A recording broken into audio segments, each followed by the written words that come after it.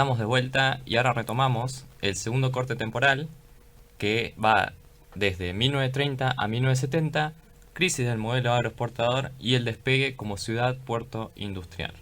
Bueno, un poco la crisis desde 1929, sumado al periodo de la posguerra, da un vuelco del modelo económico. Pasamos de un modelo agroexportador de materias primas a uno de industrialización por sustitución de importaciones, que caracteriza una mayor presencia del Estado en el desarrollo del sistema productivo.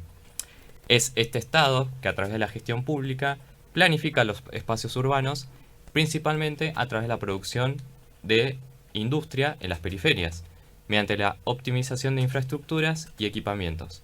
Esto favoreció posteriormente la instalación del parque industrial y el complejo petroquímico, que fue consolidando la ciudad como un centro regional. La actividad industrial, así, es ese elemento fundamental para la organización de la ciudad, que conlleva a un conjunto de transformaciones socioespaciales que se reflejaron en el crecimiento urbano. A partir de este desarrollo de las actividades industriales, fueron surgiendo nuevas necesidades relacionadas a la infraestructura que permitieron solucionar algunos problemas que iban apareciendo en la ciudad. Por ejemplo, ¿cuál es? Bueno, sí, podemos pensar en las problemáticas asociadas a los anegamientos. Como mencionamos antes, teníamos el arroyo Napostá y el canal Maldonado, que bueno, todavía no estaba canalizado, que había problemáticas por los anegamientos. Entonces, en la década de 1940 se canaliza el Maldonado y se va a constituir, como mencionaba Ana antes, en una barrera para el crecimiento de la ciudad. Pero más tarde, con el desarrollo de las vías de comunicación, esta barrera se va a superar y el crecimiento urbano va a avanzar más allá del canal Maldonado. Y otra problemática que tenemos se relacionaba con la falta de equipamiento sanitario. Por lo tanto, se van a empezar a crear los primeros hospitales en la ciudad. Sí, después ya a mediados de la década de 1950 se empiezan a construir los primeros edificios en altura en el centro de la ciudad que bueno, fueron generando un modelo de urbanización compacta con una ocupación continua del espacio, es decir, no había espacios sin construir en el medio de la ciudad y esto generó que la ciudad se expanda en forma concéntrica, es decir, desde un punto central hacia afuera, que el principal punto central fue la Plaza Rivadavia, pero bueno, luego fueron surgiendo nuevas centralidades funcionales que hablábamos al principio, que también favorecieron la expansión de la ciudad en distintos puntos.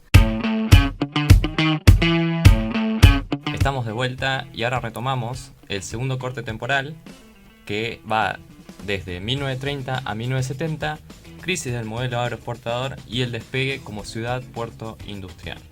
Bueno, un poco la crisis desde 1929, sumado al periodo de la posguerra, da un vuelco del modelo económico. Pasamos de un modelo agroexportador de materias primas a uno de industrialización por sustitución de importaciones, que caracteriza una mayor presencia del Estado en el desarrollo del sistema productivo.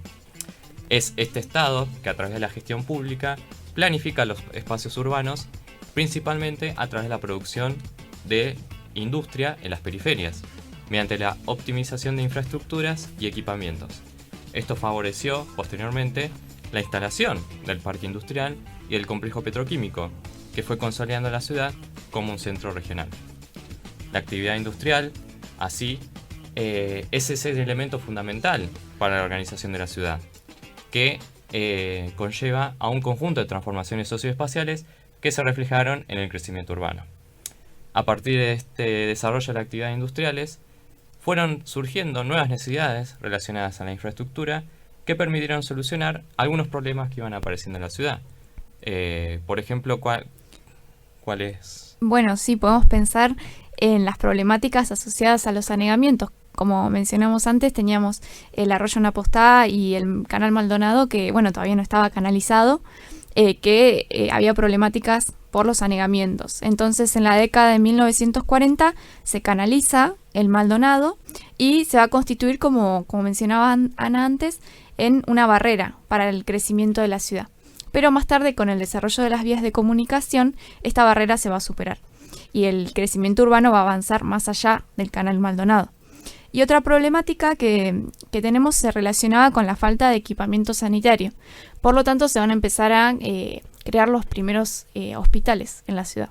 Sí, después ya a mediados de la década de 1950 se empiezan a construir los primeros edificios en altura en el centro de la ciudad que, bueno, fueron generando un modelo de urbanización compacta con una ocupación continua del espacio, es decir, no había espacios sin construir en el medio de la ciudad y esto generó que la ciudad se expanda en forma concéntrica, es decir, desde un punto central hacia afuera, que el principal punto central fue la Plaza Rivadavia, pero bueno, luego fueron surgiendo nuevas centralidades funcionales que hablábamos al principio, que también favorecieron la expansión de la ciudad en distintos puntos. Por ejemplo, una de ellas la conforma la inauguración del complejo ALEM de la Universidad Nacional del Sur, que bueno, contribuyó a la consolidación de los barrios aledaños, como por ejemplo en La Postá, el Comahue o el Universitario. Ya entrando en la década del 60, se fue desarrollando notablemente la infraestructura de transporte y comunicaciones, dándole a Bahía Blanca un lugar destacado, bueno, como veníamos diciendo al principio del programa, como el núcleo dinamizador, pero del sur del país. Lo que sucedió acá también fue el auge del automóvil, que terminó por desplazar al ferrocarril.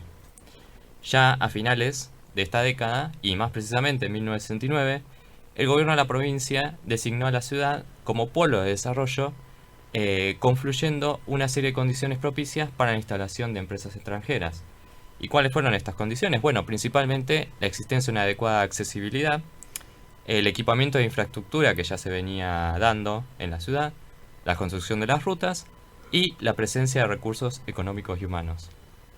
En cuanto al tercer corte temporal, Bahía Blanca, entre 1970 y 1990, auge de la actividad industrial, reordenamiento territorial y valorización del suelo urbano.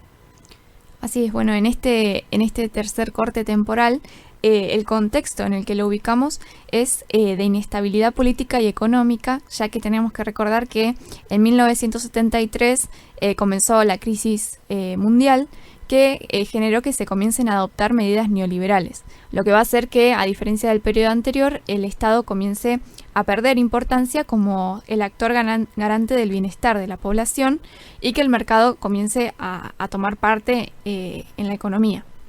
Entonces, en nuestra ciudad, como polo de desarrollo, como comentábamos anteriormente, en 1971 se puso en marcha el Plan de Desarrollo de Bahía Blanca, en el que se reafirmaba este carácter y comenzaba a incitarse la llegada de inversiones en el sur de la ciudad ligadas al complejo portuario y a la industria petroquímica. Entonces, en relación a esto, ¿qué nuevos elementos centrales podemos mencionar al respecto? Bueno, hay dos industrias que se van a destacar en este periodo, que son la erradicación de la planta petroquímica Bahía Blanca en el año 1981 y sobre fines de la década, en 1989, se habilita la central termoeléctrica Luis Piedrabuena, que bueno, la instalación justamente de estas industrias fue acompañada por el mejoramiento de la infraestructura vial y urbana y también la consolidación de barrios planificados que estaban ligados a estos nuevos puestos de trabajo en estas industrias, como por ejemplo son los barrios 26 de septiembre y el barrio Vialidad. Sí, y a la par, el espacio residencial también comenzaba a atravesar importantes transformaciones, ya que estaban tendientes a reordenar la ciudad. En esta década, en 1970, se construyeron o se planearon las viviendas en terrenos que no estaban en el mejor valor inmobiliario, como por ejemplo el barrio Sesquicentenario, el barrio Fonavi y los barrios Rosendo López, Mi Casita y Bahía Blanca en los alrededores del Hospital Pena. Bueno, también se aprovechó a remodelar y ampliar al hospital en respuesta al crecimiento de Bahía Blanca, de Punta Alta y de otras zonas de influencia. Por otra parte, otra de las transformaciones se evidenciaba en el plan de erradicación de villas precarias, que promovió el desmantelamiento y la relocalización de ciertos barrios marginales. Era el caso de la Villa de Emergencia 17 de Agosto, conocida popularmente como Paligüe Chico, que fue trasladada a Villa Harding Green en 1982. Y también el transporte, se empezó a ver algunas obras que se comenzaban a dar. Así es, bueno, lo que sucedió fue que en 1978 se construye el camino Parque Sesquicentenario para agilizar el tránsito en la periferia y conectar las rutas nacionales y provinciales. Este camino se constituyó en un principio como una barrera a la expansión que, como ya sabemos, en la actualidad fue sobrepasada por el crecimiento urbano. Y luego en 1971 se habilitó la nueva terminal del aeropuerto Comandante Espora, que ahora estaba ligado también a un servicio de cabotaje. Y por otra parte también tenemos el entubado de un sector del arroyo Naposta Grande, desde Casanova hasta la terminal de ómnibus, lo cual modificó la conectividad urbana con la construcción sobre este entubado de la avenida Napostá. Entonces el paisaje urbano y los usos del suelo van a ser transformados y va a nacer en este entonces el Paseo de las Esculturas. El Paseo de las Esculturas, que es muy visitado por todos los bahienses y como uno de los lugares predilectos cuando los días están lindos. Sí. Estás escuchando Aquí en la Tierra. Aquí en la Tierra. Nuestra geografía y las formas de pensar en su producción, uso, cuidado y evolución están en Radio Universidad.